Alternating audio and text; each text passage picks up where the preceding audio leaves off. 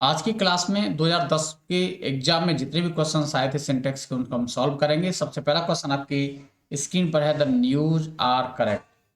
जैसा कि आप जानते हो सभी material noun abstract noun uncountable होते हैं और अनकाउंटेबल को एक वचन माना जाता है, इसलिए एक वचन सब्जेक्ट के साथ वर्ब भी सिंगुलर आनी चाहिए। The news is correct. Next, mister Singh is senior then mister Mishra. तो आपको पिछली क्लास में हम बता चुके हैं junior, senior, inferior, superior, posterior, prior, Elder, इनके साथ देन के स्थान पर टू का प्रयोग किया जाता है। नेक्स्ट, यदि वन किसी वाक्य का करता है तो वहां अपना की अंग्रेजी वंस लगाते हैं, न कि his. Next, the patient died before the doctor केम। यदि बिफोर से दो वाक्य जुड़े हुए हैं तो पहला पास्ट परफेक्ट होता है, दूसरा पास्ट इंडेफिनिट होता है, और आफ्टर से जुड़े होते हैं तो पहला पास्ट इंडेफिनिट, दूसरा पास्ट परफेक्ट होता है।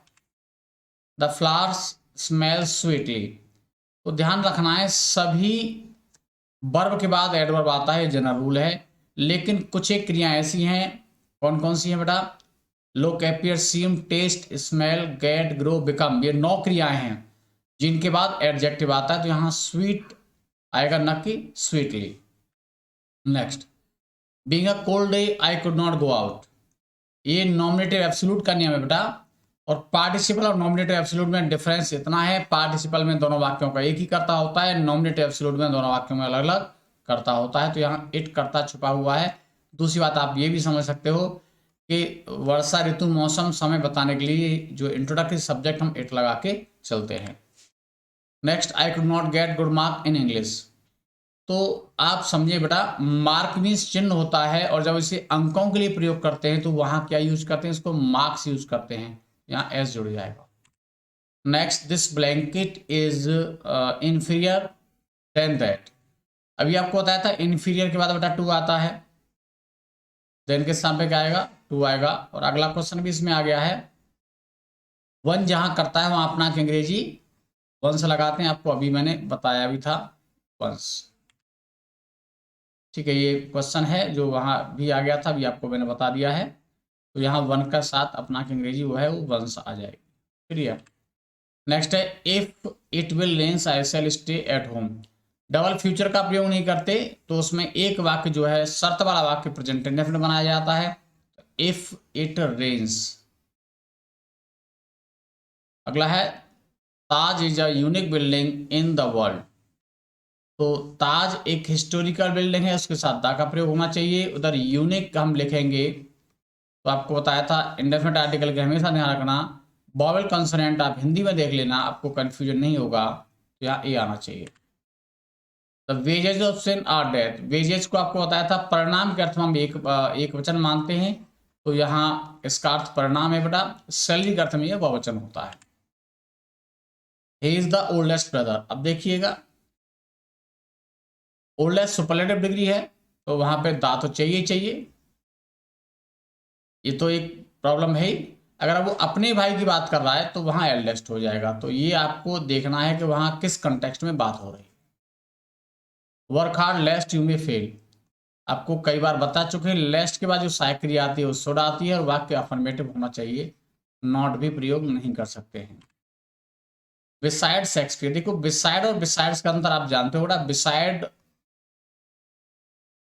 मीन्स होता है कि अगल बगल में, ठीक है, पास समझ लो या अगल बगल में, और बिसाइड्स का मीन्स होता है बेटा के अतिरिक्त। क्या होता है बेटा? के अतिरिक्त। तो यहाँ हम स्थान की बात तो नहीं कर रहे हैं, बगल की बात तो हम नहीं कर रहे हैं, तो शेक्सपियर के अतिरिक्त मैंने मिल्टन को पढ़ा, तो अतिरिक्त के अर्थ में यहाँ एस होना चाहिए, तो बिसाइड्स हो जाएगा। Next, I you and he went to Delhi. And से तीनों पर्सन के प्रोनाउन जुड़े होते हैं बेटा, तो उन्हें 231 के क्रम में लिखा जाता नहीं, पहले सेकंड पर्सन लिखा जाएगा, फिर थर्ड पर्सन लिखा जाएगा, तब उसके बाद फर्स्ट पर्सन लिखा जाएगा। नेक्स्ट क्वेश्चन है, आई हैव हेडक। ध्यान ही रखना है बेटा, हैव जब मेन वर्ब का काम करता है इसका अर्थ रखना होता है, यानी क्योंकि हैव के जो मीनिंग है बेटा वो 915 होते हैं, तो हम केवल उस मीनिंग की बात करें जहाँ इसका अर्थ रखना है, तो वहां इसके ऑब्जेक्ट से पहले इंडेफिनिट आर्टिकल अवश्य लगाते हैं, I have a headache. Next है, 10 sheeps are grazing in the field. तो शीप को एक वचन में यूज करो या बहुवचन में, हम इसमें ऐसे यस नहीं जोड़ते हैं। Next question, it's a nice poetry. तो सभी मटेरियल नाउन और एब्स्ट्रैक्ट नाउन अनकाउंटेबल होते हैं, अनकाउंटेबल होते हैं, इसलिए उसके साथ हम आर्टिकल यूज नहीं करते।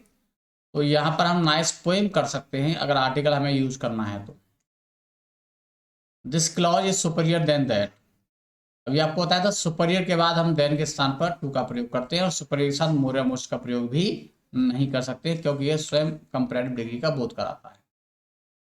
He has slept for 8 hours last night. तो अगर लास्ट आता है समय के साथ तो वाक्य पास्ट नेफेट टेंस होता है, तो हैज नहीं आएगा बेटा, यहाँ पर स्लेप्ट आएगा।